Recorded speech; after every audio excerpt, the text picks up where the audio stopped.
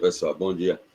Muito bem, então estamos aqui no PPGDH, no módulo Fundamentos Históricos e Epistemológicos dos Direitos Humanos. Muito bem.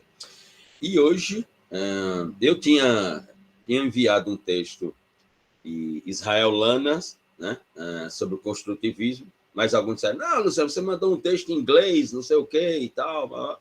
Ok. Aí enviei um texto de Ricardo Mena sobre epistemologia construtivista, que é no mesmo sentido, só que com uma interpretação própria, e não apenas só sobre o construtivismo, mas também envolvendo o funcionalismo e o estruturalismo. Então, sobre esse texto nós comentaremos. E iniciamos hoje o terceiro dos últimos, digamos assim, dos últimos eixos previstos lá no plano de curso que todos e todas receberam, né? Teremos esse encontro hoje, teremos um outro encontro ainda aqui em dezembro.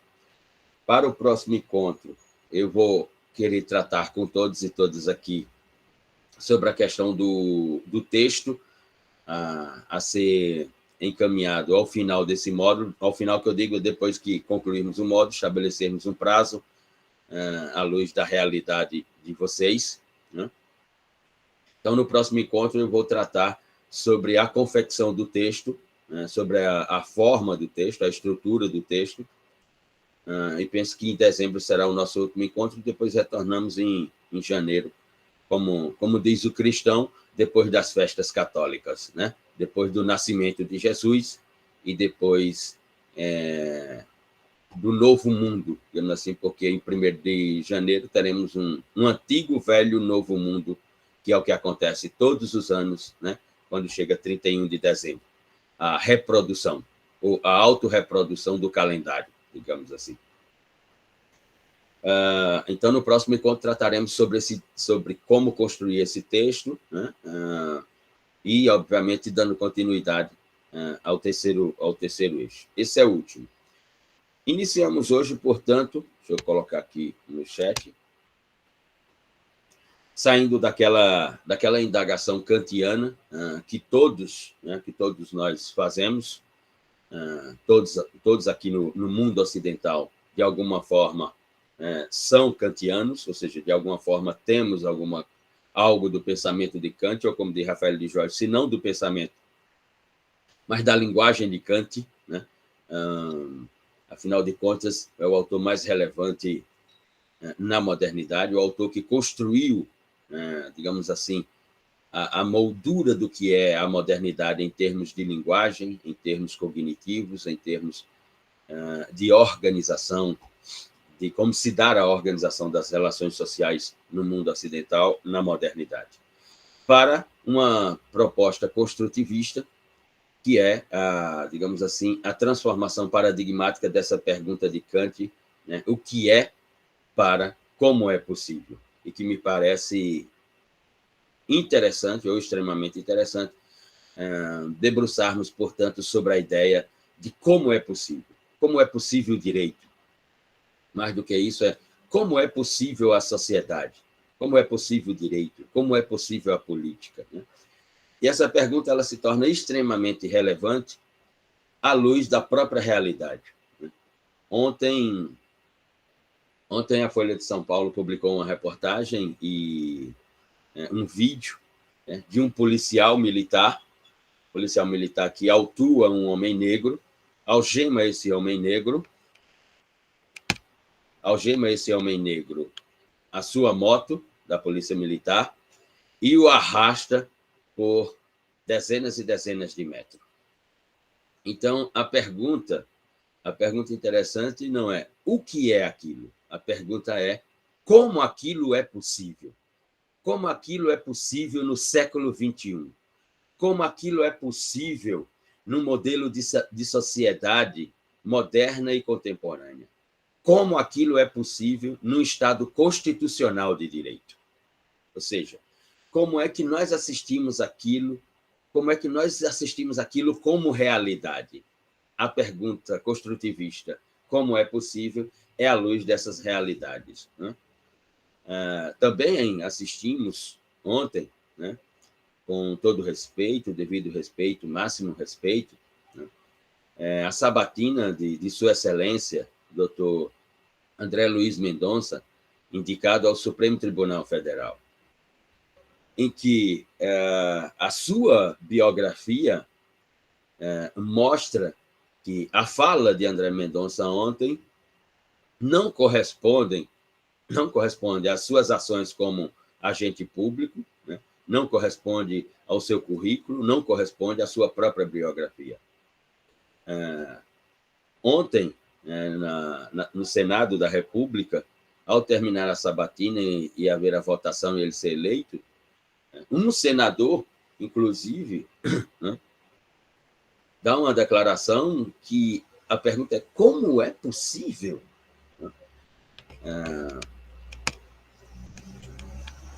A senadora, que era a relatora, arguindo o candidato, pergunta qual é a sua ideia sobre direitos fundamentais, democracia e liberdade de expressão.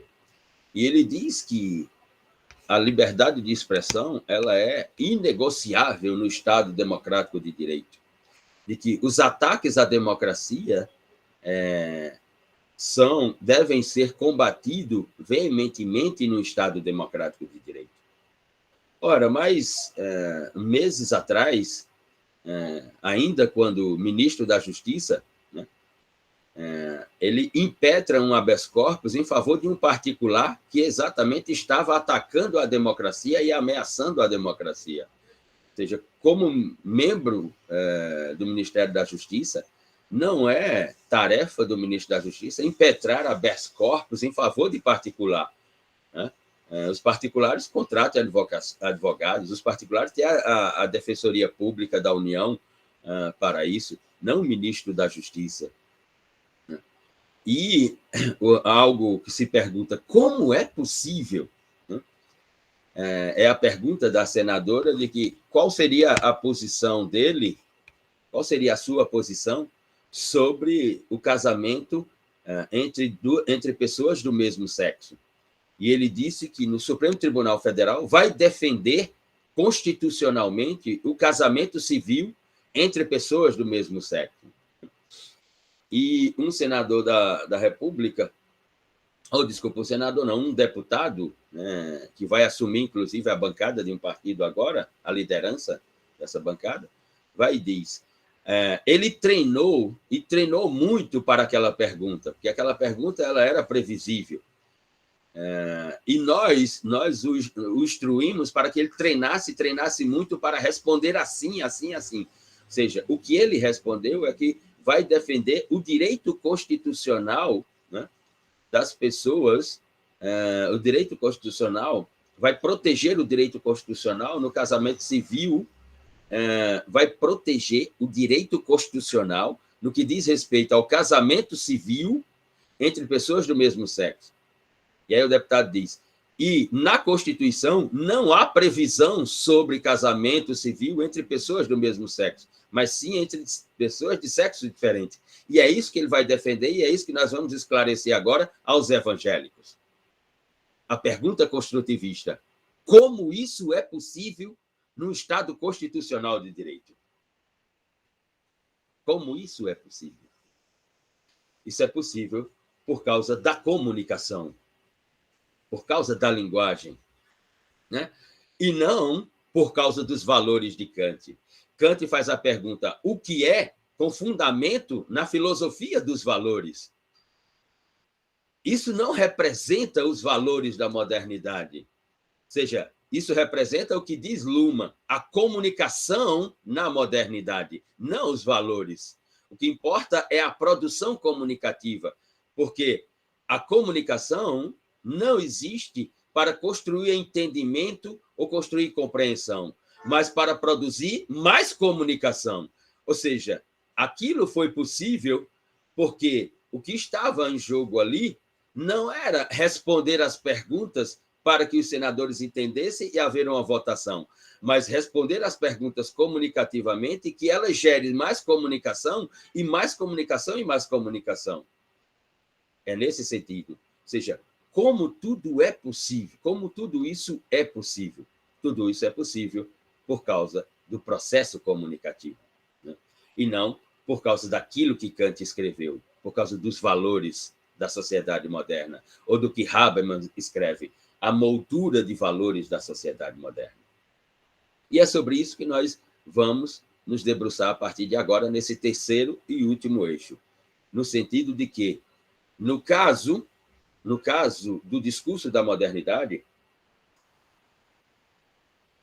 não há dúvida, né, de que nós saímos, na modernidade, nós saímos de uma matriz de produção da comunicação que foi denominada uma matriz racional, calculadora e finalística, né, a partir do pensamento de René Descartes, no século XVII, 1611, 1600 e alguma coisa. Nós saímos, portanto, de uma matriz da comunicação que era pautada na razão, que era pautada calculadamente, que era pautada por uma finalística, para uma ideia de comunicação que ela é abstrata, que ela é contingente, né? Que ela é si própria, a comunicação. O compromisso dessa comunicação é com ela própria e não com outra ideia de linguagem ou de comunicação. Ou seja, a ideia de comunicação como um processo de determinação e de corroboração de elementos ontológicos, ela é uma ideia do início da modernidade, não desse momento da modernidade. Essa comunicação não existe mais, né? Então, o que nós assistimos é a saída desse modelo de comunicação, digamos assim, desse modelo de comunicação para uma matriz de comunicação, e aqui se dá na política, na economia, na sociologia, no direito, não importa qual seja o subsistema desse sistema social. Ela se dá por uma ideia única e exclusivamente de uma autoprodução da comunicação como forma de expandir a sociedade, de expandir, portanto, esse espaço contemporâneo da modernidade. E aí fica a estética de debatermos sobre fundamentos, história e epistemologia dos direitos humanos, né? Ora, o que é que eu posso, portanto, traduzir, né, como fundamento, como história e como epistemologia dos direitos humanos? Na ideia construtivista, não faz mais necessário, e não só na ideia construtivista, porque, como já me referi aqui várias vezes, Bobbio já tinha chegado a essa conclusão também, e ele não é um construtivista, né, de que não havia mais sentido o debate sobre o que são os direitos humanos, né? Não havia mais sentido o debate da fundamentação dos direitos humanos, mas sim da sua efetividade. Ora, como, né? E aí, à luz de Bobbio, como vou falar de efetividade dos direitos humanos quando eu assisto uma cena como aquela do policial que algema o homem negro à sua moto e o arrasta por uma via pública? E depois eu vou ler a decisão da juíza, né, sobre a questão, por causa da audiência de custódia, vou ler a decisão da juíza e a juíza simplesmente diz: não vi ilegalidade alguma naquela prisão. Quer dizer, se aquela prisão não tem ilegalidades, ou seja, um ser humano sendo arrastado, né, algemado a uma moto, então, que categoria de prisão é que vai ter ilegalidade? Como é possível não observar ilegalidade naquela prisão? Ora, é possível exatamente porque a comunicação, ela existe apenas para produzir expansão de si própria e não entendimento ou compreensão, né? É possível porque a comunicação em si, ela é a tradução de uma verdade, ela é a tradução de um próprio paradoxo, ela é construída à luz de uma complexidade que não pode mais ser deixada de observar. É nesse sentido. E, portanto, não se faz necessário perguntar por quê ou o quê, mas sim como é possível. E ela é possível exatamente por causa de todos aqueles elementos metodológicos que nós vimos no início desse módulo. Porque a comunicação, ela é a tradução de uma verdade, e cada um tem a sua verdade, e verdade aqui não é racionalidade ou a racionalização calculadora e finalística do início da modernidade, né? Ela é possível por causa que ela própria é paradoxal, a linguagem, ela é possível que ela é produzida num âmbito ou à luz das ideias de complexidade dela própria e da racionalização, que não é mais suficiente para explicar esse mundo contemporâneo da, digamos assim, da sociedade moderna. Ou seja, ela é a tradução de verdades, de paradoxos e de complexidade. Ou, como escreveu, e ele não é construtivista, para alguns é um estruturalista, para outros é um pós-estruturalista, como escreveu Michel Foucault. Né? E aqui eu vou pegar o texto dele para ser fiel às palavras do autor, ou seja, ipsiliter, como diz no direito.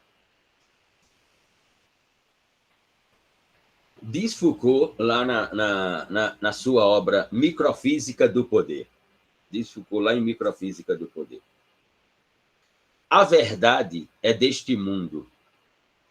Ela é produzida graças a múltiplas coações e produz efeitos regulamentados de poder.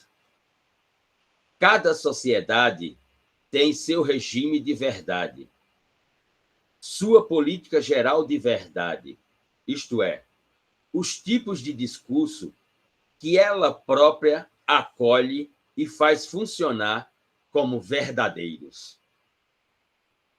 Esse fragmento de Microfísica do Poder de Foucault traduz o que é a construção da verdade nesse momento contemporâneo da sociedade moderna. Ora, então, não se faz necessário ir buscar os fundamentos dos direitos humanos. Eu posso dizer, os fundamentos dos direitos humanos são ele próprio. Porque eu posso dizer, quais são os fundamentos, porque eu posso perguntar, quais são os fundamentos do direito constitucional? Os fundamentos do direito constitucional são ele próprio. É ele próprio. Porque no Estado Constitucional de Direito, o direito constitucional, ao dizer que todos os outros direitos, para serem direitos, precisam ser direitos constitucionais, o direito penal, o direito do trabalho, né? O direito civil, né? A ponto de nessa universidade aqui no CCJ, tem um instituto chamado Instituto de Direito Civil Constitucional, né? Como se houvesse um direito civil constitucional e um direito civil não constitucional. Ora, o fundamento do direito constitucional é o direito constitucional. Por quê? Porque será constitucional aquilo que o direito constitucional disser que é constitucional. O que ele disser que não é constitucional não será constitucional. Então, quais são os fundamentos do direito constitucional? Quais seriam os fundamentos do direito constitucional? O direito constitucional. E se nos aprofundarmos mais ainda, notaremos que o direito constitucional ele é um direito político e não jurídico.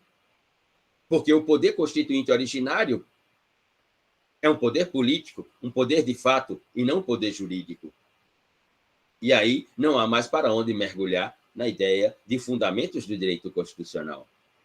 Assim como não há como se mergulhar, ou a necessidade de se mergulhar nos fundamentos dos direitos humanos. Porque a expressão direitos humanos ela é uma expressão recente na memória do direito. Ela é de 1945 para cá. Antes, nós não tínhamos essa expressão, digamos assim, nos verbetes da memória do direito.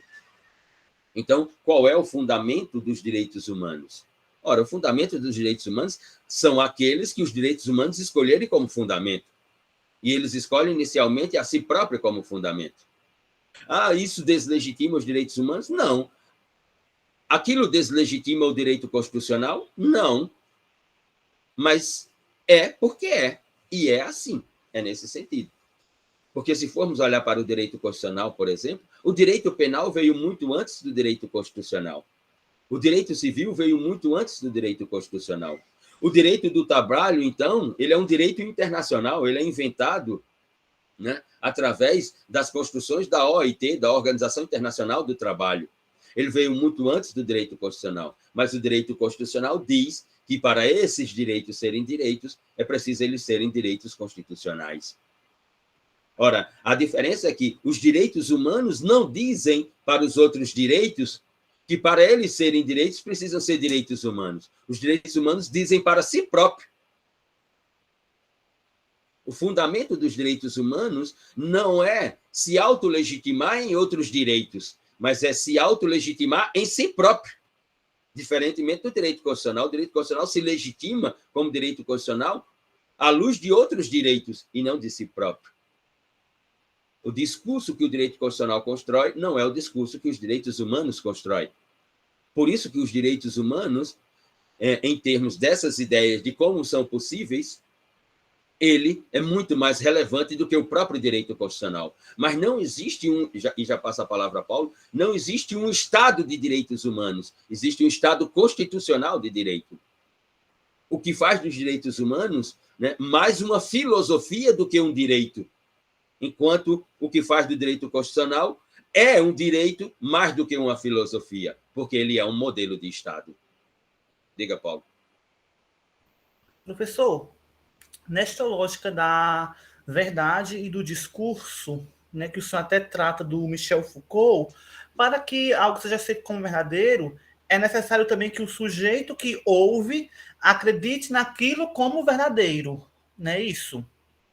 Porque, por exemplo, lá na história da sexualidade, o Michel Foucault, embora esteja na década de 70, ele inicia o capítulo dizendo nós vitorianos, né? Da ideia de que como a sexualidade é construída a partir daquela ideia. E aí ele até estuda a homossexualidade, de como a rainha Vitória, na Inglaterra, né, com sua equipe médica, tratava a homossexualidade como uma doença, tanto que era o homossexualismo. E a gente vê que isso perpassa até os dias de hoje. Nós não deixamos de ser vitorianos, mas uma coisa é você acreditar naquilo como verdade e legitimar. Outra coisa é questionar e criar sua própria verdade. Então, a própria sociedade ela vai ter esse choque de verdades, né, em conflito. Sim, sim, sim, Paulo.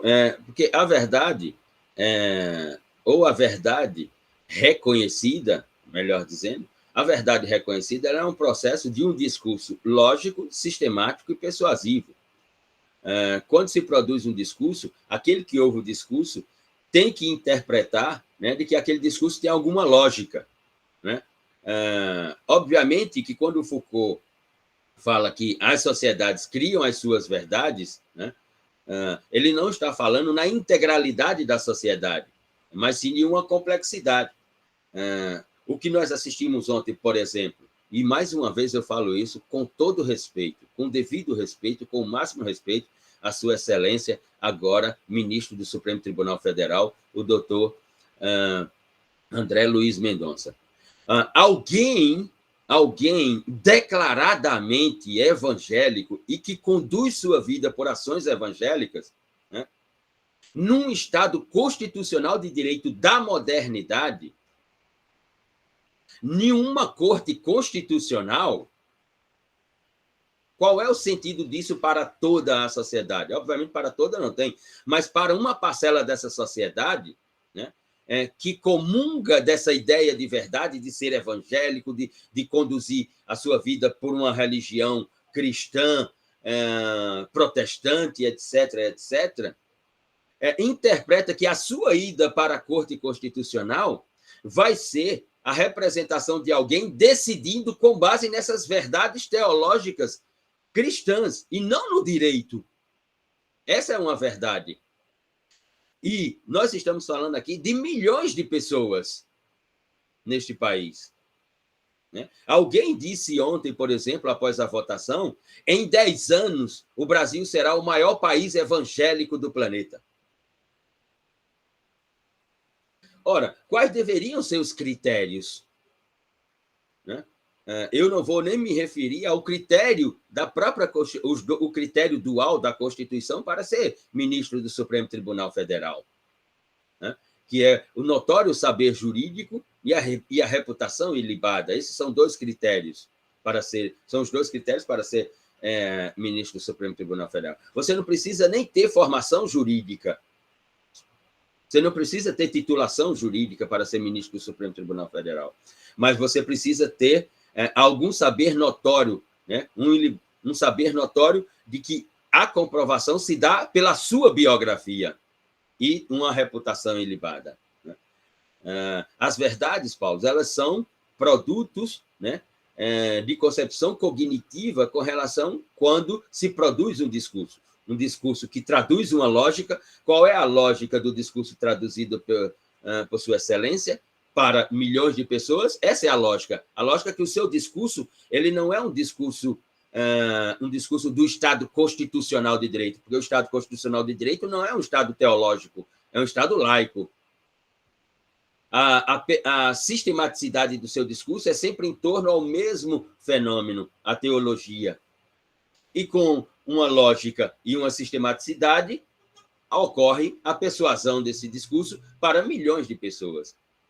Obviamente que ontem, no Senado, a persuasão se deu não por causa de lógica, e de sistematicidade, né? Mas se deu por causa de interesse de que Sua Excelência esteja na Corte Constitucional da República Federativa do Brasil. Porque as respostas ontem que nós assistimos de Sua Excelência, e aqui mais uma vez, com todo o respeito, são respostas falsas, à luz da sua biografia. Ele não vai fazer absolutamente nada do que ele dissera ontem. Ou seja, ele não vai defender o casamento entre pessoas do mesmo sexo. Ele não vai defender a democracia de ataques. Ele não vai defender a liberdade de expressão. A ideia dele de imprensa livre. Ora, Sua Excelência fez parte de um governo que diz exatamente o contrário, de que a imprensa não deve ser livre, de que fica ameaçando grupos de comunicação de não renovar a concessão. E ontem nós assistimos à construção de uma verdade, com todo respeito, mais uma vez, uma verdade hipócrita, uma verdade cínica, porque ela também é uma verdade, porque aqueles que votaram com interesse, né? E aí os interesses, eles são complexos. Muitos votaram pelo interesse porque querem uma pessoa daquele jeito lá na corte, né? E outros votaram por outros interesses. A verdade, Paulo, e como diz Foucault mesmo, a verdade não é que quando a sociedade produz suas verdades, ela produz na integralidade. Há uma complexidade na sociedade. Há um embate entre as verdades. Como dizia Tobias Barreto, né?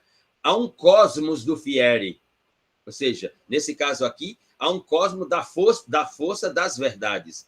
E ontem, uma verdade venceu, né? Com 47 votos, algo que fazia tempo que não acontecia no Supremo Tribunal Federal, né? Um indicado com tão poucos votos indo à Corte Suprema da República Federativa, mais de 20 anos que nós não tínhamos um candidato com tão poucos votos, né? Mas, enfim, tivemos aquela verdade de ontem, ela é uma das verdades desse momento da sociedade brasileira, né? Não quer dizer que todos, né, caminhem nessa direção e ela se torne uma verdade porque todos estão, digamos assim, nesse espaço. Não, não é nesse sentido. Há uma complexidade, mas, nesse caso aqui, eu só precisava de alguns votos para construir uma verdade. E essa verdade foi construída com esses, digamos assim, alguns votos. É nesse sentido. Bem, penso que vocês leram, né, o texto de Ricardo Mena sobre a epistemologia construtivista. Vou ouvir a vocês para depois eu também me reportar sobre o texto e seguirmos aqui no tópico, no terceiro eixo, portanto, denominado de Fundamentos Históricos e Epistemológicos dos Direitos Humanos. Ou seja, como são possíveis os fundamentos dos direitos humanos. Para alguns, antes de dar a palavra a cada um aqui, os fundamentos dos direitos humanos, eles são possíveis, e aí você pode olhar a moldura da sociedade moderna. Os fundamentos dos direitos humanos, eu não vou me referir tanto a eles, porque no texto do professor Nicolas Luhmann nós vamos debater isso aí criticamente com relação às construções de Luhmann, mas inicialmente aqui, do ponto de vista contemporâneo, do ponto de vista moderno contemporâneo, os fundamentos dos direitos humanos são possíveis para alguns autores, diferentemente de Luhmann, né, que os fundamentos ele vai encontrar de outra maneira, mas para muitos autores, os fundamentos dos direitos humanos são possíveis em função dos acontecimentos do final do século XIX e do início do século XX. Eles são possíveis por causa da expansão napoleônica, eles são possíveis por causa da Primeira Guerra Mundial e da Segunda Guerra Mundial, de todos os acontecimentos dramáticos que colocaram a racionalidade no seu esgotamento. A expansão napoleônica, a Primeira Guerra Mundial, a Segunda Guerra Mundial, esgotou o pensamento racionalista, calculador, finalístico da modernidade. Colocou fim àquele pensamento. E, portanto, um dos fundamentos dos direitos humanos para muitos autores, né, é a reconstrução do modelo de civilidade ocidental em função desses acontecimentos. Esse é um fundamento nuclear para muitos dos autores. Em 1945, quando surge a expressão direitos humanos, ela surge, né, para reconstruir, aqui está o seu fundamento, para reconstruir a civilidade ocidental que, no culminar da Segunda Guerra Mundial, essa civilidade ela foi jogada na lata do lixo. Então, esse seria um dos fundamentos dos direitos humanos. Mas vamos ao texto de Ricardo Mena, e nós voltamos aqui, digamos assim, aos tópicos, né, desse terceiro eixo. Penso que foi Marta a primeira, é isso? Pode falar, Marta, eu vou abrir aqui as mãozinhas. Certo, professor. Muito bem. Professor, segundo, no texto, né, quanto ao ponto da epistemologia construtivista, autopoética e direito, né, ele diz que, assim, que o direito adquire a sua realidade por operações que produzem e reproduzem o sentido específico do direito, né? Esse construtivismo operativo, né, não possui fechamento absoluto, pois proporciona abertura cognitiva ao seu próprio ambiente. E até tem uma passagem de Amado, desse autor, que aí ele fala, né, que o sistema jurídico é autorreferencial, autopoético, construindo seus elementos a partir de seus próprios elementos, de modo que todas as suas operações, processos e mesmo a sua própria identidade, né, estão assentados sobre tais elementos. É a presença simultânea do código binário, que o senhor também já se retratou, já falou várias vezes aqui, e dos programas que permitem ao sistema ser ao mesmo tempo aberto e fechado, ou seja, normativamente fechado, mas cognitivamente aberto. A observação deve ser um atributo do sistema jurídico, né? A observação, e com base no construtivismo operativo no sistema jurídico, entende-se que tudo que o sistema contempla como realidade é uma construção do próprio sistema. E aí a linguagem jurídica, né, que se cria socialmente no mundo jurídico, é a linguagem dos advogados, políticos, promotores, né? A linguagem jurídica que vai se criando no dia a dia. E aí eu tenho uma pergunta para o senhor quanto a esse ponto. Diante dessa complexidade do sistema jurídico normativo e do sistema social, quais as principais estratégias para humanizar o judiciário através da abertura para a interdisciplinariedade e suas observações, não apenas no campo teórico, mas no campo prático? É interessante a palavra que você utilizou, Marta, humanizar o judiciário, né? A gente nem se utiliza muito essa palavra, mas assim, para, entendeu? Deixar mais próximo. Eu sei que não se deve utilizar, né, essa palavra, mas é o que eu encontrei para me explicar. Claro. Foi o que a pasta C2 ponto abriu nesse momento e você produziu como linguagem. Veja, esse verbo humanizar, ele, em termos de linguagem, ele tem conquistado espaços na produção do discurso, né? Você vai por exemplo, para o campo do direito penal, aí quando falam sobre as penas, aí precisamos humanizar o Instituto das Penas no direito penal. Se Michel Foucault escutasse uma frase dessa, ele teria uma crise alérgica, né? Humanizar a pena, ele teria uma crise alérgica. Foucault ia dizer assim: eu vou pegar meu livro Vigiar e Punir, O Nascimento das Prisões, e vou rasgá-lo, porque não, eu escrevi outra coisa, né? Eu escrevi algo totalmente diferente. O pessoal do direito civil está utilizando muito essa expressão, humanizar os institutos do direito civil, né? No outro programa lá, tem uns colegas professores, que é a divergência que eu tenho com eles, que eles também têm utilizado muito essa expressão, né? A humanização de não sei o quê, a humanização de algo. Eu penso que é improvável humanizar, porque o direito é uma máquina, ele é um sistema. Então, a palavra se torna paradoxal. Como é que eu posso humanizar uma máquina? Eu vou partir aqui do conceito de Rafael de Jorge. Direito. O direito é uma máquina complexa na qual se condensa toda a complexidade da sociedade moderna. Como é que eu vou humanizar máquinas, né? Eu até geralmente faço uma piada. Nos anos 90, quando eu era estudante, tive um professor muito importante na minha biografia e na minha memória. Sou grato a ele por todas as oportunidades que me ofertou. Até eu levei em Guarabira para um dos congressos que organizávamos quando estava no curso de Direito.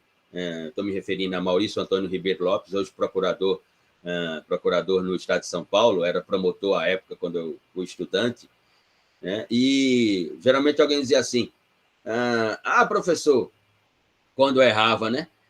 Quando cometia um equívoco e tal, alguém dizia assim: professor, errar é humano. E aí ele dizia: e acertar é das máquinas? Né? Se errar é humano, então acertar é das máquinas, né? Só as máquinas acertam e os humanos erram. As máquinas não erram nunca e os humanos não acertam nunca.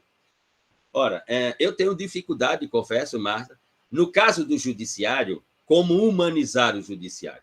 Ou seja, como é que alguém que presta um concurso para o exercício funcional, né, de um cargo que o seu labor vai ser, até a sua aposentadoria, decidir, que é o que faz o juiz, né? O Estado juiz, ele decide.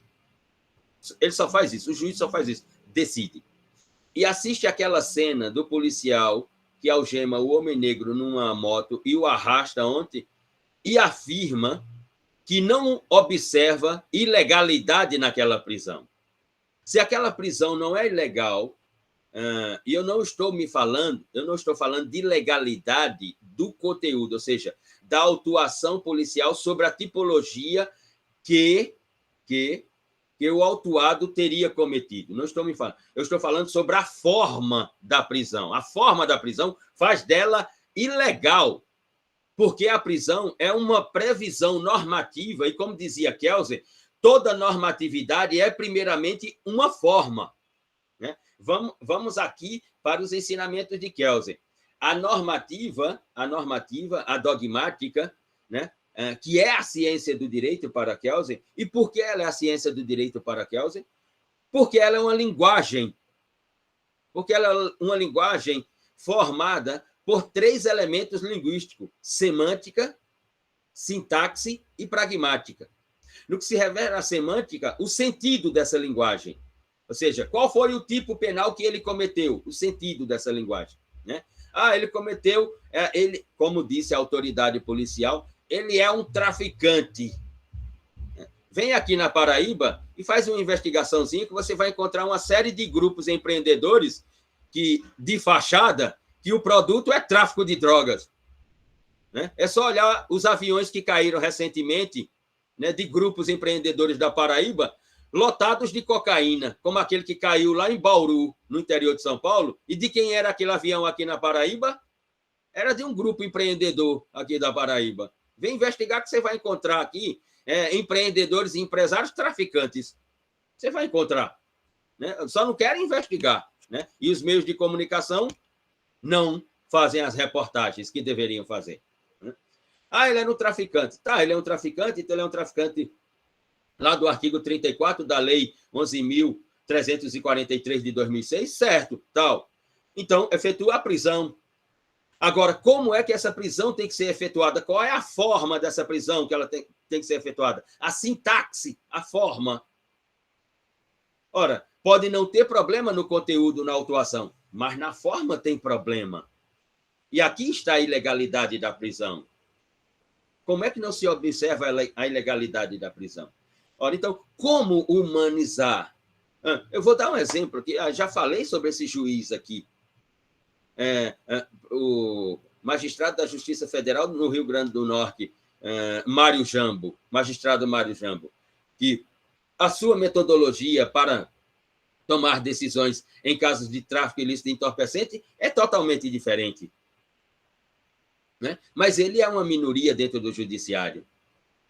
Eu não vejo, né, não vejo como humanizar o judiciário, Marta. Porque nós não temos uma escola do judiciário. Nós não temos... Os jovens prestam concurso para juiz, e aí o que é que eles vão fazer? A escola que a magistratura tem é uma escola de ficar 6 meses com outro juiz para saber qual é o trabalho judicante de um juiz. Ora, mas qual juiz ele vai ficar? Com qual juiz ele vai ficar os 6 meses? A escola da magistratura que nós temos é uma escola de fazer curso para juízes, cursos sobre direito civil, sobre direito penal, sobre direito constitucional, né? Cursos de pós-graduação, inclusive para ter o juiz adquirir um título e melhorar ainda mais os seus vencimentos. Essa é a escola que nós temos. Nós não temos uma escola de como mostrar para o juiz as metodologias de como decidir, que é o que ele vai fazer pelo resto da sua vida. Portugal tem uma escola de magistratura que ela, quando você presta o concurso, você vai para ela. Você vai para aquela escola para saber, por exemplo, qual é o pensamento do Poder Judiciário sobre determinadas complexidades da sociedade moderna. Por exemplo, você vai para uma escola do Judiciário para, portanto, ter aulas com outros juízes, né, e com teóricos como sociólogos, como psicólogos, como historiadores, como antropólogos, para olhar, né, para observar a diversidade de pensamentos sobre o mesmo fenômeno. E você ter um preparo, digamos assim, multidisciplinar para, quando chegar o momento do caso concreto, você decidir. Nós não temos isso no Brasil. Nós não temos isso no Poder Judiciário brasileiro. Então, eu não vejo, né, como probabilidade, né, de efetividade dessa palavra humanizar o judiciário. Né? Se você conversa com os juízes, né, não é a crítica que se faz a Kelsen, de dizer assim, esse juridiquês que o pessoal do direito tem. Os juízes não têm juridiquês simplesmente porque a maior parte deles não tem conhecimento sobre o que seja dogmática. Aliás, a maior parte dos juízes nunca leram Kelsen, não sabem quem é Kelsen, ouviram falar de Kelsen. Por exemplo, a maior parte dos juízes nunca leram essa obra de Kelsen. Nunca leram essa obra de Kelsen. Nem faz ideia de que essa obra de Kelsen existe. Ou seja, a maior parte dos juízes não faz ideia de que Kelsen tem um pensamento sobre teoria do Estado à luz do pensamento de Dante Alighieri, o autor da Divina Comédia, da grande obra, de uma das grandes obras da modernidade e do Renascimento. Os juízes nunca leram essa obra, não faz a menor ideia. Então, se o juiz nunca leu uma obra sobre teoria do Estado no pensamento de Kelsen ou de Dante Alighieri, qual é a ideia de teoria do Estado do juiz? Ora, ontem nós colocamos alguém para dentro do Supremo Tribunal Federal, nós veremos como serão os seus votos sobre o que é a teoria do Estado. E a sua biografia informa qual é a sua ideia sobre teoria do Estado. Não é de um Estado constitucional de direito, mas de um Estado teocrático. Não de um Estado constitucional de direito. Então, como humanizar o judiciário? Eu penso que essa palavra, primeiramente, ela não cabe porque o direito é uma máquina. Ele é um sistema. Né? E segundo, quem o opera sinceramente, em sua maioria, quem o opera, né, não está, né, simplesmente não está, digamos assim, comprometido com a ideia de humanizar. Principalmente no modelo de sociedade como que nós temos, né? Eu vou até aqui... deixa eu ver... tá. Eu vou utilizar aqui porque veja qual é uma amostra das complexidades que nós vivemos no Brasil. Só um instante.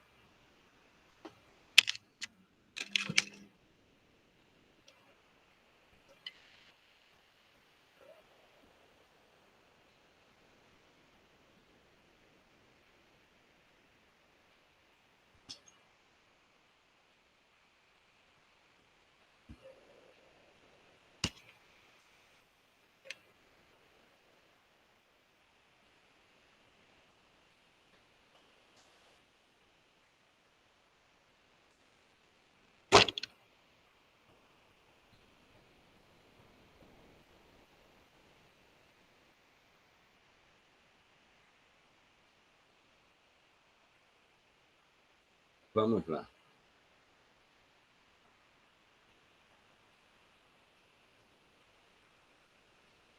Observem.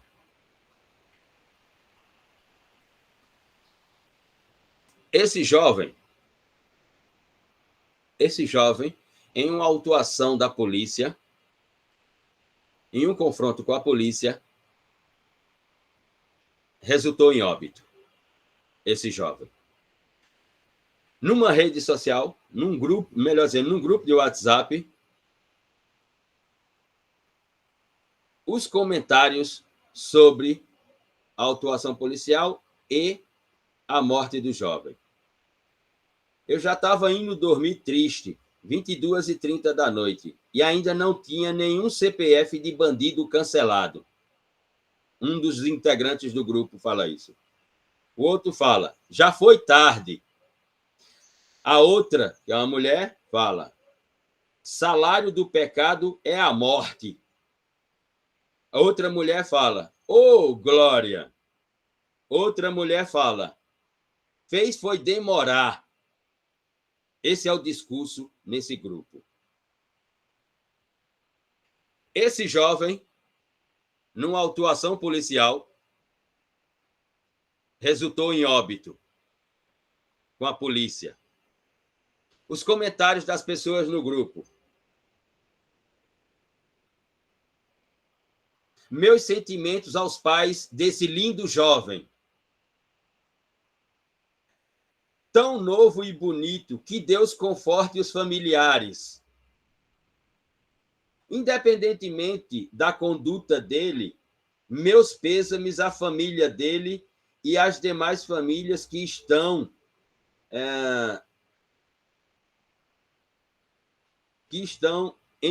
enlutadas em virtude dos últimos acontecimentos em nossa cidade. Deus conforte o coração da mãe e de toda a família dele. Ele já tinha sido preso, ou essa foto foi em algum evento do pai dele.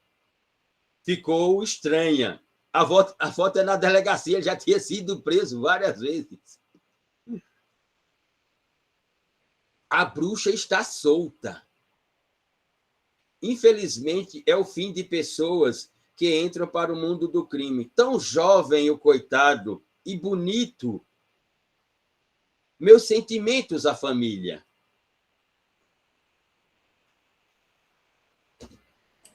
O tratamento foi totalmente diferenciado, né, professor? É só olhar as estéticas de ambos os falecidos. Como isso é possível? Só uma comparação, professor. Aqui em Recife, acho que há uns 3 ou 4 anos, teve o assassinato de uma jovem por um vizinho, acho que lá no bairro de Boa Viagem. E postaram a foto dele na delegacia também. E vários comentários na página, isso no Facebook, eram de que, doutor, por favor, faça justiça, não sei o quê. Aí alguém perguntava, como assim, doutor? Porque muitas pessoas tinham entendido que aquela foto que era do criminoso não era o criminoso, era o delegado dando entrevista, mas não era o delegado, justamente porque ele era branco. Estavam falando ao delegado, que esse delegado bonito possa, enfim, fazer justiça, mas não era o delegado, era o assassino. Sim. Durante a pandemia, Juliana, nós temos um caso em Curitiba que ele é a estética explicativa, né, da ideia de construção de verdade, de paradoxalidade, de complexidade. Tem um grupo de 4 jovens na cidade de Curitiba, durante a pandemia, que estão bebendo na calçada de um prédio público na cidade. E já passava do horário, porque em Curitiba foi no auge da pandemia, eu acho que março desse ano, abril desse ano, que estava terrível, né? E a Guarda Municipal passa, né? E diz que já está fora do horário, e, portanto, aquela reunião ali, mesmo que com poucas pessoas, ela se torna ilegal à luz do decreto municipal. E os jovens não obedecem à Guarda Municipal. E, portanto, o guarda municipal chama outros guardas municipais, efetua a prisão e leva para a delegacia. E os jovens, os 4, estudantes de direito, os jovens chegam urlando na delegacia. E aparece um homem negro e diz: ei, por favor, estão numa delegacia, falem mais baixo. Isso aqui é um espaço do Estado, e as pessoas estão trabalhando. Um dos jovens diz assim: olha só, esse negro. O outro diz: esse aí nunca leu um livro na vida. Aquele negro era o delegado de polícia de plantão. Humanizar o direito, eu diria que não representa um pensamento utópico. Representa, com todo respeito, Marta, um pensamento ingênuo. Não há probabilidade de humanização do direito. Humanização no sentido que você colocou. Ou seja, como é que podemos fazer os juízes, né, observarem, né, essas complexidades sociais? Né? Como, por exemplo, Cleiton, eu vou mandar para você 2 links. Né? Um tem interesse direto seu, que é o lobby que certas plataformas tecnológicas estão fazendo no Congresso, como o iFood e outras, para flexibilizar a produção das construções normativas que estão ocorrendo no Congresso para os interesses delas, né? Que é uma reportagem do The Intercept Brasil, né? Como grupos como o iFood e Google estão cooptando os parlamentares para construir estruturas normativas em certa direção. Né? E a outra é o artigo de Lênio Streck sobre o voto dessa semana de Sua Excelência, o presidente da Suprema Corte, o ministro Fux. Nenhuma votação de um caso em que o caso terminou empatado 10-10 ou 5-5 no Supremo Tribunal Federal, né, por causa da ausência de um ministro, e Fux prolata um voto dizendo assim: empate não caracteriza indúbio pro réu.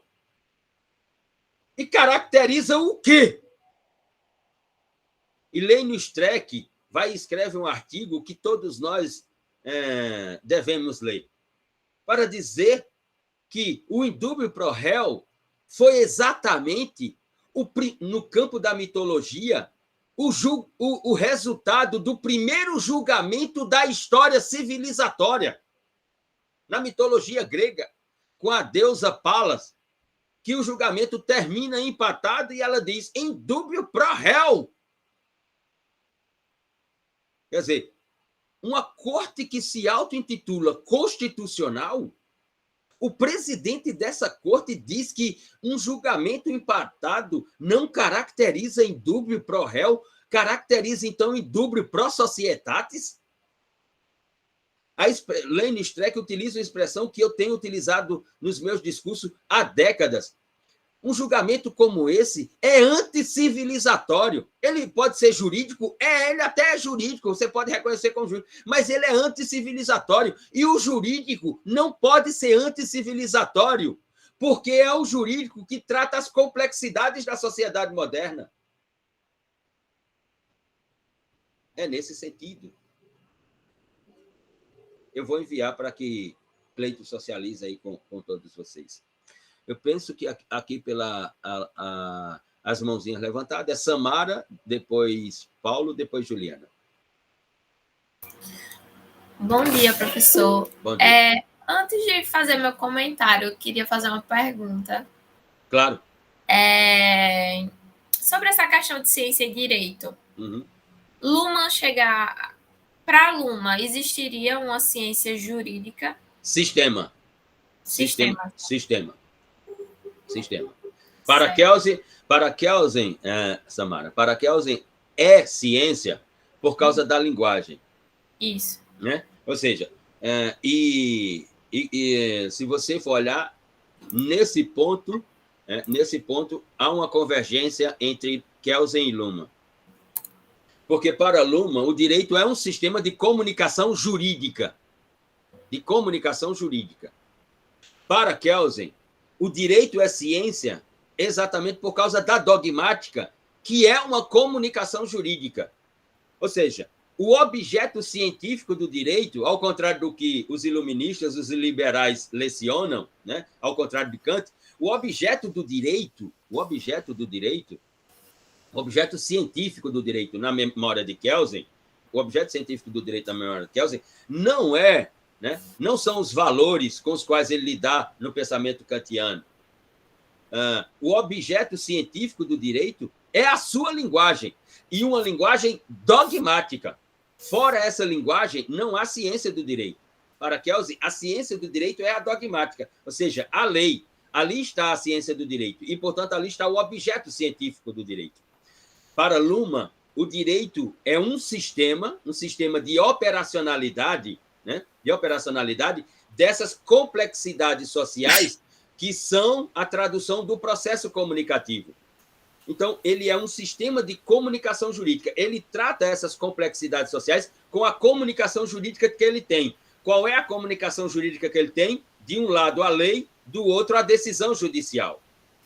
A diferença entre Kelsen e Luhmann, digamos assim, em um ponto, é que, para Luhmann, toda linguagem que o direito se apropria para tratar as complexidades, ele transforma essa linguagem numa linguagem jurídica por causa da sua estrutura fechada, porque ele opera num código binário, lei e decisão judicial.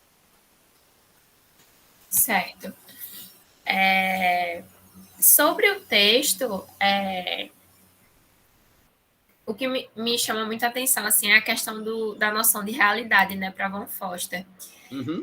Porque ele fala que a realidade é uma invenção pela linguagem, né? E aí o mundo seria uma consequência da linguagem. Exato. Ele fala que primeiro os observadores, depois a linguagem e depois a sociedade que é formada a usar a linguagem. Uhum. E aí ele vai criticar o mito da caverna de Platão. Uhum. E aí foi algo novo para mim, porque eu li a República de Platão, sei lá, no primeiro período da faculdade, e nunca tinha visto essa outra perspectiva, né, de que a nossa interpretação, em geral, é de que as pessoas que estavam dentro da caverna só estariam vendo sombras, né, e não a realidade. Uhum. E, na verdade, ele diz que, na verdade, são diferentes realidades de diferentes realidades. Uhum. E, assim, foi algo novo para mim pensar dessa forma.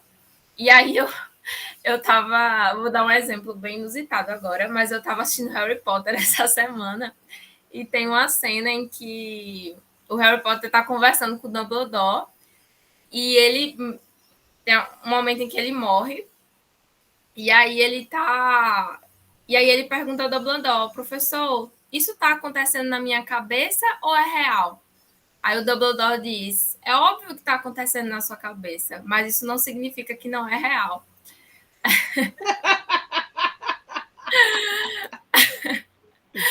Aí, quando eu li essa parte, eu só lembrei dessa cena. Enfim, acho que é isso. Essa pergunta que eu fiz sobre ciência e direito, que eu fiquei na dúvida sobre essa questão do Luma. E eu tive um start cognitivo, assim, da importância da linguagem, né? Que eu acho que vai servir muito para mim na minha pesquisa, porque eu vou trabalhar análise do discurso. E aí até anotei aqui o que o senhor falou sobre o que o Foucault fala, né? Sobre a verdade na microfísica do poder, que eu acho que vai servir bastante para minha pesquisa. Provavelmente eu vou trabalhar o discurso na perspectiva do Foucault. Veja, Samara, lembra que nós debatemos aqui no texto anterior, inclusive, o mito ou o conto dos 17 camelos ou dos 18 camelos, né? Onde está a realidade ali? Quer dizer, se eu procurar fazer a conta com 17 camelos, a conta não fecha. Se eu coloco um 18º camelo, a conta fecha. Mas quando a conta fecha, ela não precisa do 18º camelo. Então, onde estava o 18º camelo que fez a conta fechar? E, ao fechar, ela diz que não é necessário o 18º camelo. E a repartição dá certo. Volta a ser 17. São duas realidades construídas pela linguagem. A linguagem da matemática, com 17 camelos, diz que a conta não vai fechar, porque eu preciso de metade, eu preciso de 1/3 e eu preciso de 1/9 parte. Mas quando eu coloco o 18º camelo, então a conta fecha pela metade, fecha em 1/3, fecha em 1/9 parte, mas quando eu vou olhar a conta, o 18º não está, só estavam 17. Então, como é que isso aconteceu? Ora, quando os construtivistas, como Hayes von Foster, e nós estamos falando aqui de um físico, né, de um construtivista, de um físico construtivista, não de um filósofo construtivista, quando ele diz que a linguagem ela inventa realidades, sem dúvida que inventa realidades, né? Por quê? Porque é com a linguagem que o observador nomina os fenômenos e nomina, inclusive, a natureza, né? Quando eu olho para um rio e como dizia Borges, né, ao mergulhar, veja uma verdade construída pela linguagem e pela linguagem literária. A ideia de Borges. Quando eu mergulho no rio, ou toda vez que eu mergulho no rio, eu nunca mergulho no mesmo rio, porque a água é corrente. Então, se eu vou tomar banho no rio hoje, né, é um banho. Se eu voltar amanhã e mergulho no rio novamente, não é o mesmo rio, porque a água é corrente, então não é a mesma água. Mas é o mesmo rio que eu estou mergulhando. E isso inventa uma realidade. A literatura inventa uma realidade, né? Ora, a literatura inventa realidade. Ora, a literatura observa as realidades para inventar realidades em cima dessas realidades. Essa é uma das funções da literatura, né? É o observador que nomina os fenômenos. Os fenômenos não se autonominam. O que eu estou chamando de rio aqui é por causa que um observador observou a água que corre e nominou aquilo de rio. Não é o rio que se auto-intitula rio, né? O Rio São Francisco não se chama Rio São Francisco, né? Porque lá na nascente em Minas Gerais ele disse: eu sou o Rio São Francisco. É nesse sentido que o pensamento construtivista, né, constrói, digamos assim, a ideia das invenções da realidade. Ou, por exemplo, a questão bem mais científica, digamos assim, ou que se observa mais comumente como ciência.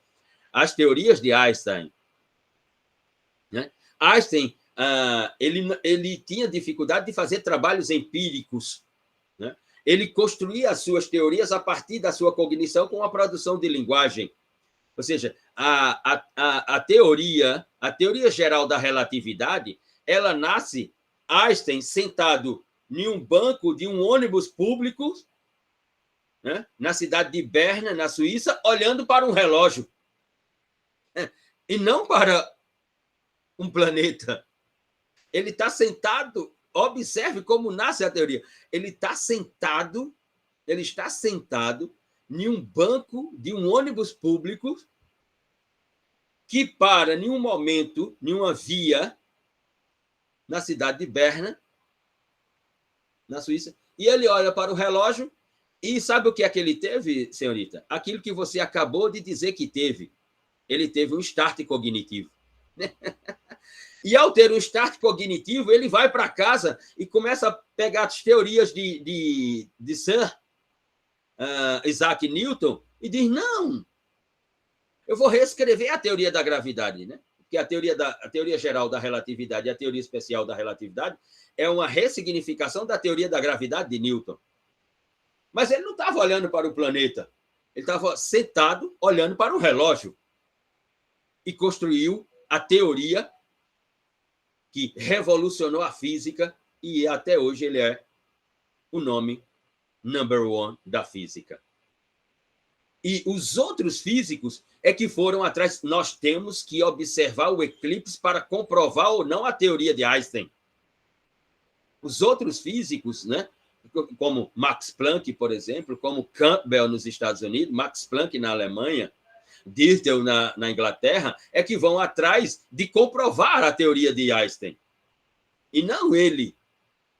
E quando comprovam, o colocam como o número 1 da ciência, da física, na modernidade contemporânea.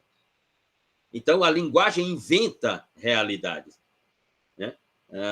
E no direito, então, Samara, no direito, o direito é pura linguagem, não é outra coisa. O direito é pura linguagem.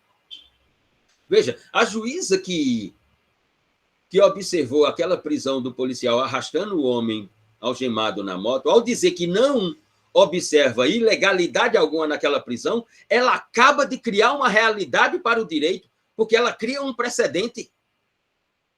Então, em outros casos, vão dizer, não, a juíza tal já decidiu sobre casos semelhantes como esse e não há ilegalidade. Ou seja, dizer assim, o direito já decidiu sobre casos como esse e não há ilegalidade.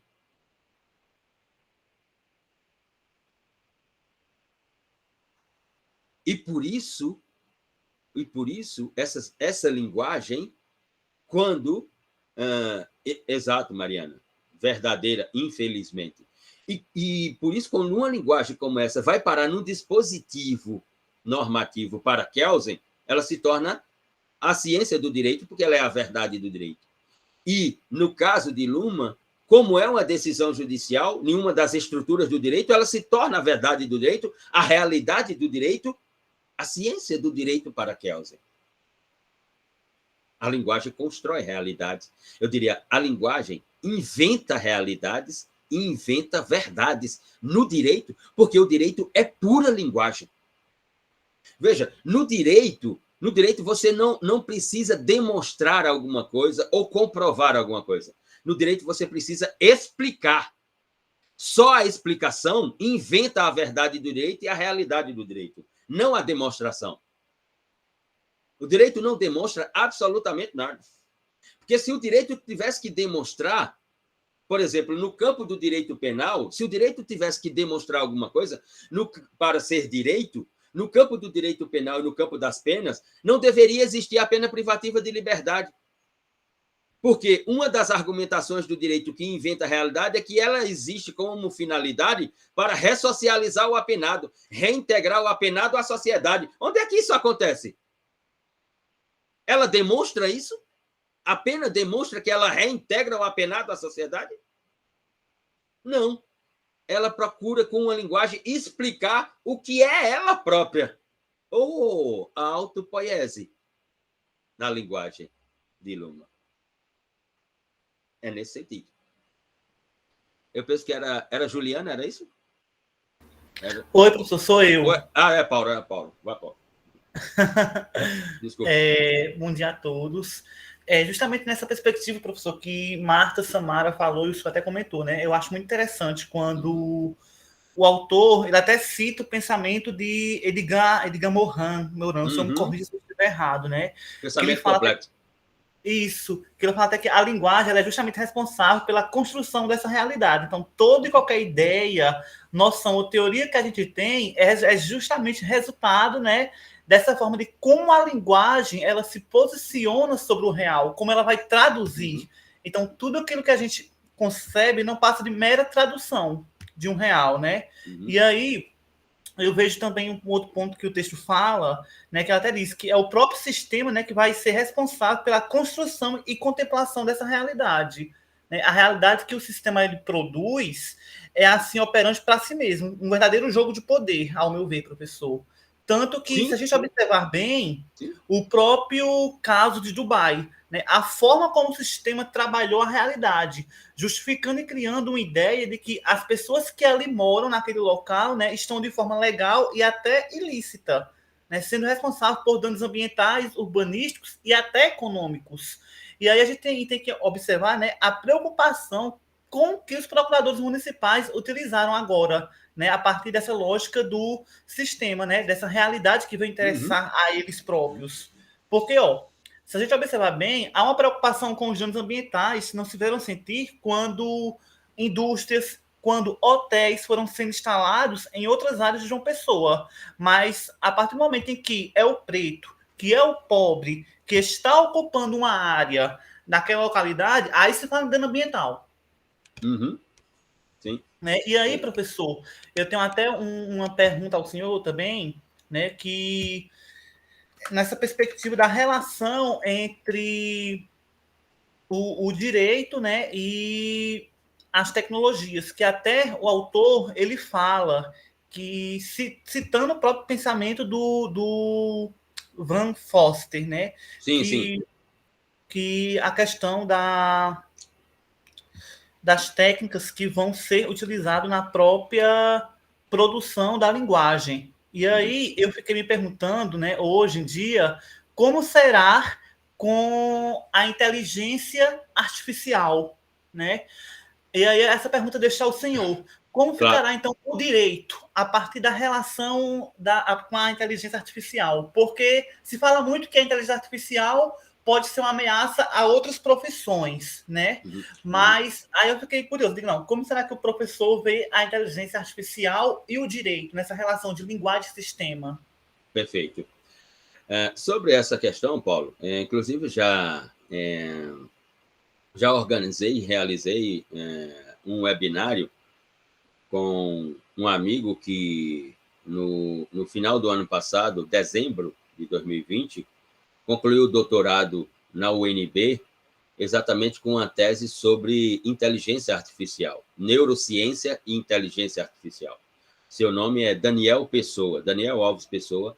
Ele é professor na UFERSA, Universidade Federal Rural do Semiárido, em Mossoró. Né? Fizemos um debate sobre isso.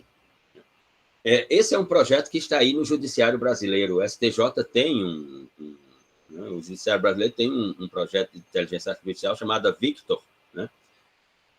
E ele virá, se tornará uma realidade.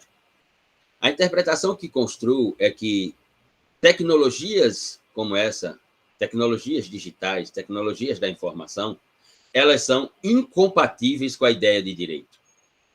Elas são incompatíveis com a ideia humanista de direito, digamos assim. Elas são incompatíveis, né? Se formos por esse argumento, né, de ciências sociais ou de ciências humanas, elas são incompatíveis. Porque a inteligência artificial ela é um algoritmo. Né? A ideia é quem vai construir esse algoritmo, como vai construir esse algoritmo. Como é que será formado esse algoritmo? Com a memória do direito, com as decisões que o direito dá, porque a ideia da inteligência artificial, né, ao analisar o caso, olhar para a memória do direito, né, que vai estar armazenada, e decidir no tempo célere, digamos assim. Mas, por exemplo, qual é a nossa memória judiciária sobre racismo? Né? E aí, quando chegarem os julgamentos, nós veremos.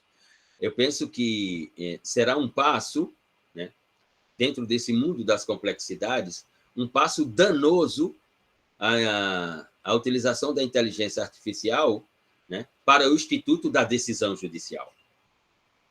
Na minha interpretação é essa. Né? Na minha interpretação, quem tem que decidir, né, é o juiz. O juiz que estude, o juiz que observe que ele é um personagem relevante na teoria da sociedade, como membro de um subsistema da sociedade. O juiz que se modernize, Ou, como disse certas vezes aqui um advogado, presidente da OAB de Campina Grande, que não é mais, né? O juiz que trabalhe. Né? O juiz que trabalhe. Disse isso durante uma greve, disse isso numa entrevista à televisão, porque teve uma greve esse ano, durante a pandemia, né? Teve uma greve dos juízes e tal, e para os juízes fazerem um manifesto, todos os juízes do Fórum Afonso Campos foram para a frente do fórum. Né? E o repórter perguntou ao então presidente da OAB de Campina Grande: qual a interpretação que o senhor faz dessa greve dos juízes aqui no Fórum Afonso Campos? Ele disse: olha, é surpreendente, porque é a primeira vez que eu vejo todos os juízes no fórum. Não? É por isso que ele dizia, é o juiz que trabalha, né?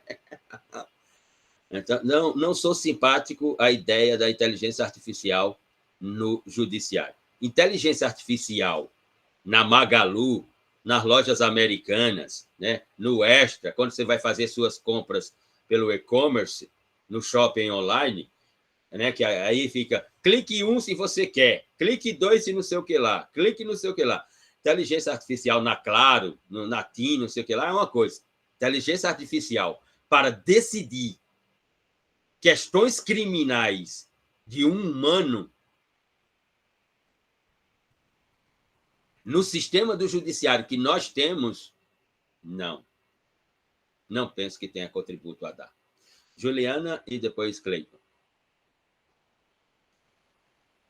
Professor, eu tive algumas questões lendo o texto, eu separei algumas, na verdade foram umas 5, mas vamos primeiro aqui para... É só para ler aqui para a gente poder contextualizar. Claro. Isso. Quando ele fala ou seja, uma perspectiva privilegiada sobre os demais. Isso se deve ao fato de que nenhum sistema pode sair de seu próprio código e de suas diferenças construtivistas. Ademais, se cada sistema conhece apenas por intermédio de seu código interno, terá que aceitar a realidade em si incognoscível. Mas... Tá certo. Aí o que ficou para mim difícil foi entender se ele afirma que cada sistema é fechado e se reconhece apenas no seu próprio código interno, e a questão do acoplamento, quando ocorre. Como é que esses códigos, então, eles se entrelaçam? Se eles são diferentes e se cada sistema só ficou contra a lógica para mim, a questão do acoplamento dos sistemas. Vamos ir de pergunta em pergunta. Vamos lá.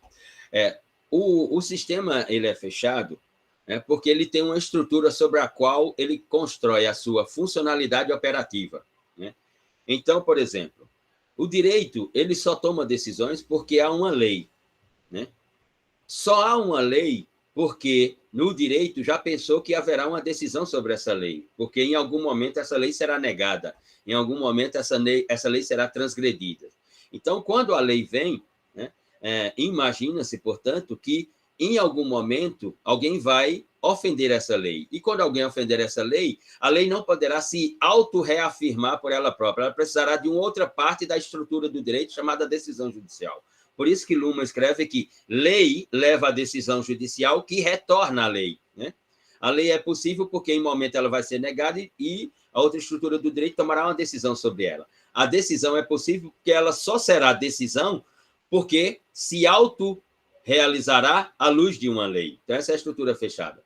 O acoplamento estrutural, ele exerce a função, né, de auxiliar unicamente na funcionalidade operativa, não no conteúdo dessa operacionalidade. Ou seja, ele não tem gerência nenhuma. Por exemplo, a Constituição é o acoplamento estrutural entre direito e política.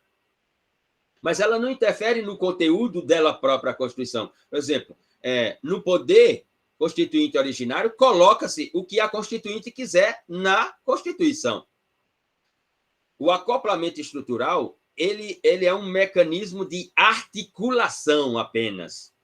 Ou seja, ele ocorre entre os sistemas, mas não entre os códigos dos sistemas. Não entre os códigos. O acoplamento estrutural ele funciona para dar realidade à funcional operação do sistema, mas não interferir no código no código cognitivo do sistema. A Constituição não interfere no código cognitivo da política. Ela apenas é o mecanismo pelo qual eu digo assim, como é que o direito constitucional é direito? Porque ele nasceu como política, mas a Constituição, ao ser promulgada, ela se torna jurídica. Ela se torna jurídica, como dizia Ulisses Guimarães, um diploma jurídico-político. É nesse sentido, né? O acoplamento estrutural, ele aparece para dizer que a funcionalidade agora terá uma operação. E o código binário, portanto, tem os mecanismos dessa operação agora. Agora, o que será o código binário, só ele vai dizer o que ele é. O caso dessa juíza, por exemplo, no caso da prisão, de dizer de que não há ilegalidade na prisão. E ela utiliza um acoplamento estrutural.